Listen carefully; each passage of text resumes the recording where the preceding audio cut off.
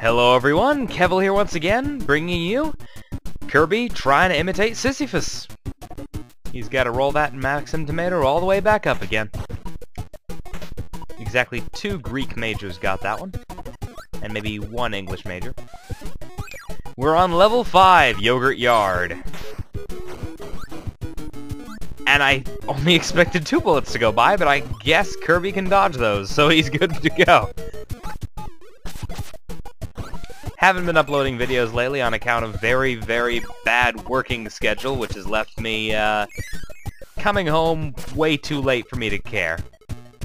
It's not often you have a situation where you think to yourself, I don't want to play Kirby, but apparently that is possible and has been happening lately.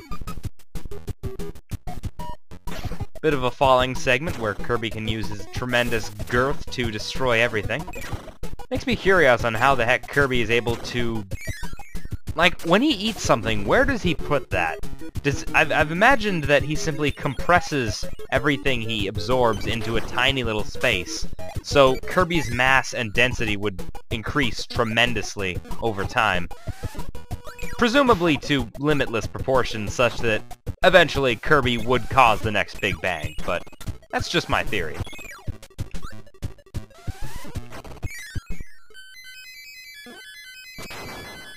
And that would be terrible jumping, as usual.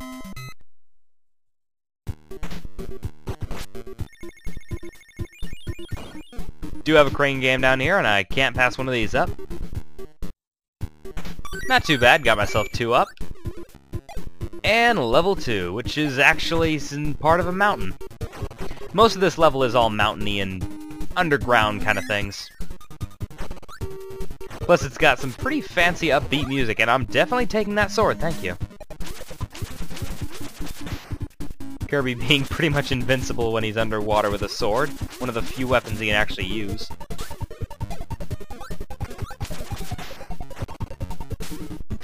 Supposedly those are fish with goggles, but I'm still not seeing it. They really just look like pirates with a pair of eye patches, and wow, the elusive ball power-up actually hit me.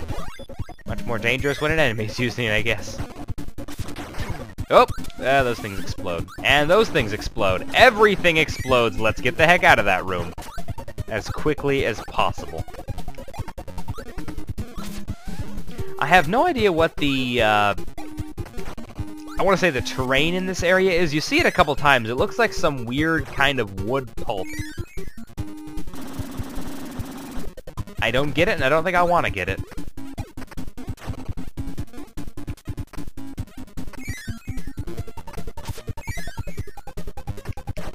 Also, lots of fairly annoying random doors. Just take the ones furthest from you and you'll eventually fight Bonkers.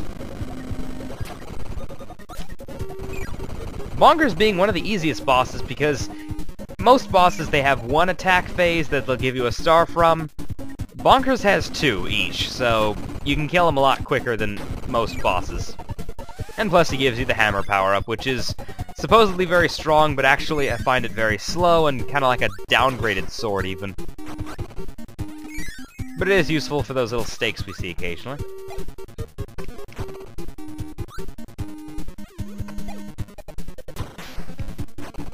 Also, there is a 1-up down here, so we gotta grab that. Whoop, and not kill ourselves on the floor. And hey, a 1-up! Another one! Not bad. We're racking up those lives pretty good there. I still think it'd be better if you got your UFO power-up, but hey, that's just me. I'm good with the 1-up. Now, since we are getting a high jump there, I might as well use it, because as you'll see, we are in a little bit of a climbing segment. Although, as usual, the high jump just doesn't quite reach that next platform, so it's either fall down and make a little bounce, or manually float up there. Being impatient, I prefer to manually float up there. Not going to be needing that, because... standard wheelie segment. For the most part, this is the same as all the other wheelie segments, just a straight shot to the end. Nothing really else you can do with a wheelie anyway, because that's pretty much all it will do for you, is go to the end. However, you do want to stop there, and get to the top. Otherwise, spikes, and obviously bad. Also, that's bad, hypothetically.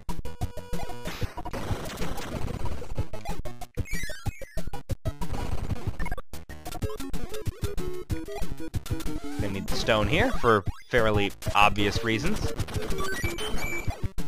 Just make sure not to slam yourself into the floor. You can get out of stone pretty easily. And obviously the maximum tomato is a free shot.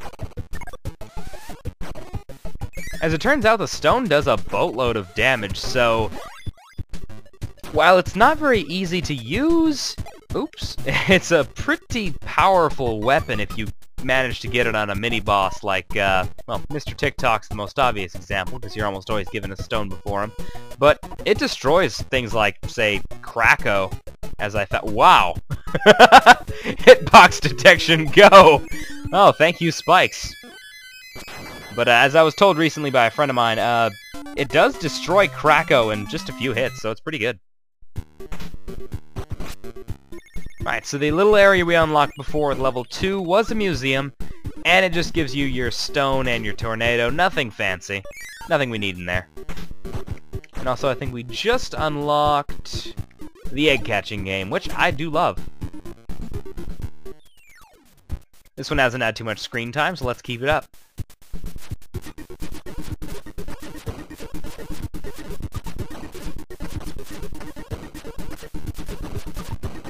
Oh, missed one. Ah, dang it. Oh, missed a couple. Still got a 1-up though, right? Yep, 1-up. I think I just barely made the cutoff for that. I think if you miss 6 or more, you don't get your 1-up. And somehow I got the 1-up without any chicks either. Now I do want the meteor here, the fireball rather. Same thing. Because it'll make this segment a lot easier to get through. As you can see, without the meteor, your odds of hitting spikes are a bit higher, but it is possible to get through no problem.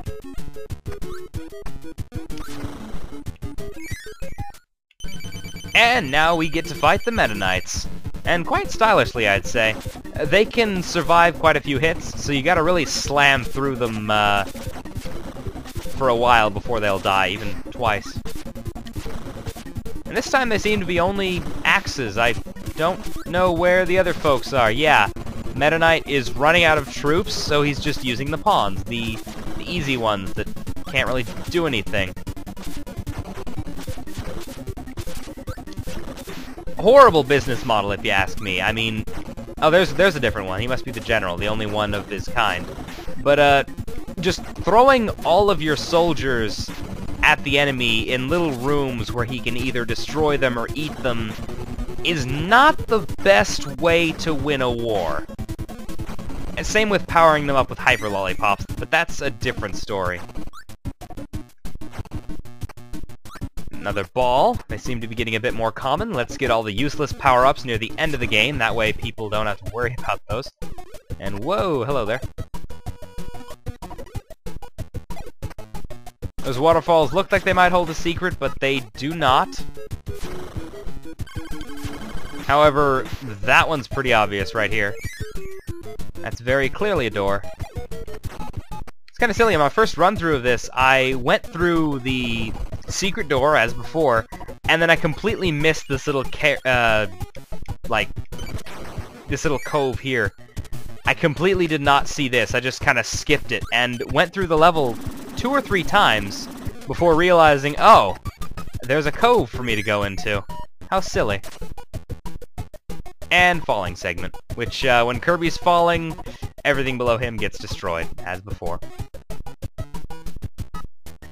You can get enough sprites on the screen to really slow down your game, and also, those things seem to be suiciding for some reason. Yes, they can do that if they want to. Ooh, so close, so close.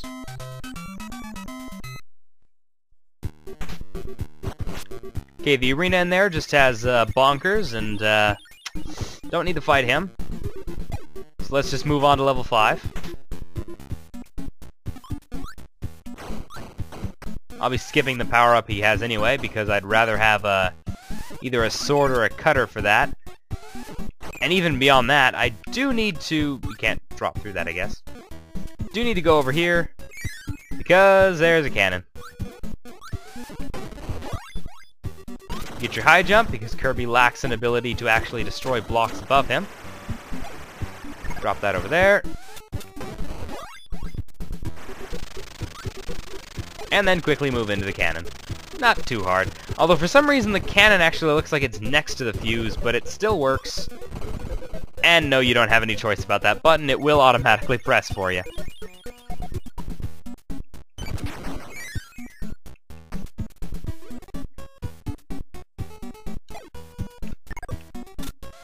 Oh, nope, I didn't want that. I actually wanted the cutter. Cutter's a lot better in Superstar, but I still do like it in the original Kirby. Oops, okay, whatever. No cutter for me, then. Get a Warp Star anyway. Where Kirby actually demonstrates decent driving. Unless he's trying to hit the trees, but he's doing a darn good job at avoiding them.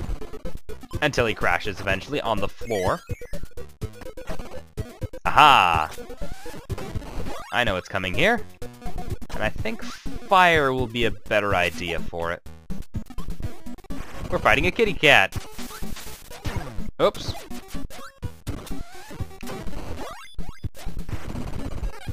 Okay, yeah, let's just, I think it's usually better to just, ow! To just, give me that, oh, dang it. To just pound them into the dust with their own attacks, you know? Especially since this is the kind that cannot fly and will simply jump at you. Upon which time you can usually slam him into dust. Despite only using one fireballish attack, this guy does give you the fireball, which is kind of odd. In fact, that's one of the more obscure enemies. I actually had forgotten it existed my first couple playthroughs when I was younger, and I just found this weird creature suddenly existing in my game. As usual, since we're getting the laser, we are getting laser-guided corners. Basically, you get the laser, you're guaranteed to have places where you can use the laser. That's just how it works.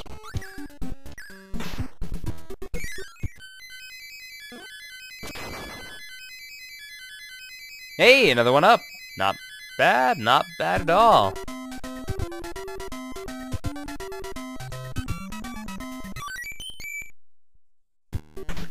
Alright, now, I am going to go back to the arena real quick, because I do want to get myself that hammer that I mentioned earlier. It's one of the few levels coming up next where you need a power-up from outside the game to... Oh, come on now. I hit you fair... Whoa! Fair and square. Ah. Ah, well, he's out in one more shot anyway. And goodbye, Bonkers. Plus, I get a Maxim tomato for my troubles, so, overall... we've lost nothing. Now let's see if I can make it through this little gauntlet of wheelies here. That should be good with a bit of... Oh, careful jumping and, again, Maxim tomato. No need to worry about that pain.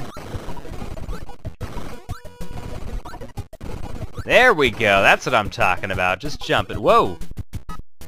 Kind of overshot myself at the end there, but I'm good to go.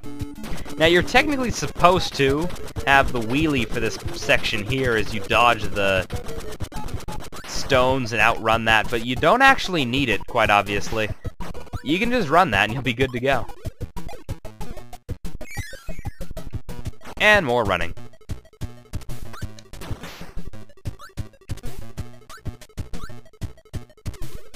Very badly hidden door, but you do need the hammer to get through here because those green blocks can only be destroyed with the hammer. If you try and smack that with your little water blast that you use underwater, you're not going to get anything. It's just going to make some very annoying sound.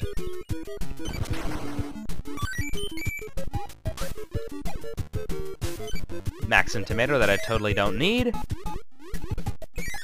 Oh yeah, and the exit is actually around the other side. So confusing. I always go to the first door that I see. Not going to need that anymore, and the hammer's a terrible power-up, so let's just move forward. And of course, when I say terrible power-up, I mean the hammer's the one you're supposed to use on the boss. Then again, when have I used the powers on the boss, honestly? Aside from, you know, every run that I haven't recorded. Gonna do the quick draw for you, just because I did technically miss that. What I'll do over here. Third one's apparently a Blade Knight or a Sword Knight, whichever... Actually, I don't remember which. It's one of those two. They got the sword guys. I think someone said it might be Wheelie. Clearly not a Wheelie. It's that in Superstar. It is a Wheelie in Kirby Superstar. That's the Samurai one, though. This one, it is a Blade and or Sword Knight. A Blord Knight.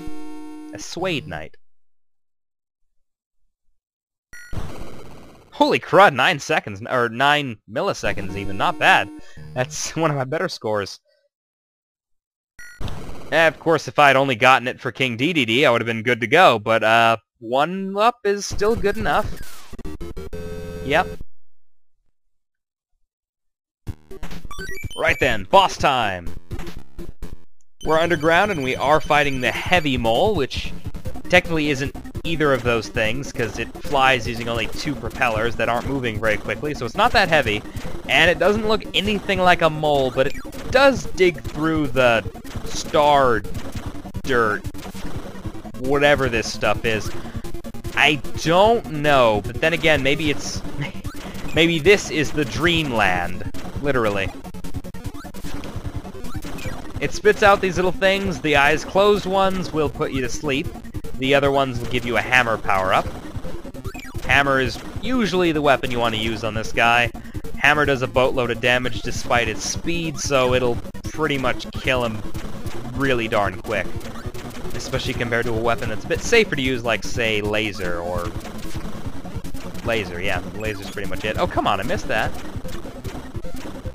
I'm not sure if this auto-scroller is randomized, but it either is or it'll loop after a while. But usually he's dead before too long anyway. And then, for some reason, we are plopped right here in the middle of everything's destroyed. So, what the whole point of killing him when we were going to destroy everything anyway? I have no idea. But that's all for today. So, until next time, this is Kevvl signing off. Ciao.